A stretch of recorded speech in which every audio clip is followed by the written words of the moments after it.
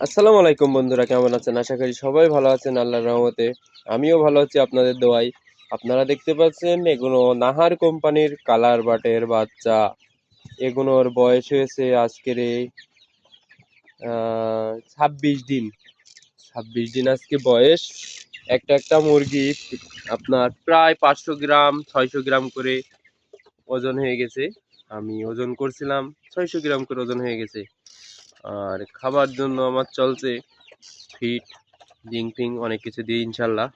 আর আপনাদের আর একটা গুরুত্বপূর্ণ কথা বলি, আপনার মুরগি সব সময় সুস্থ থাকবে, সব সময় সুস্থ থাকবে একটা কারণ করলে, সেটা হচ্ছে আপনার লিটার ব্যবস্থাপনা সুন্দর ক্লিয়ার থাকতে হবে।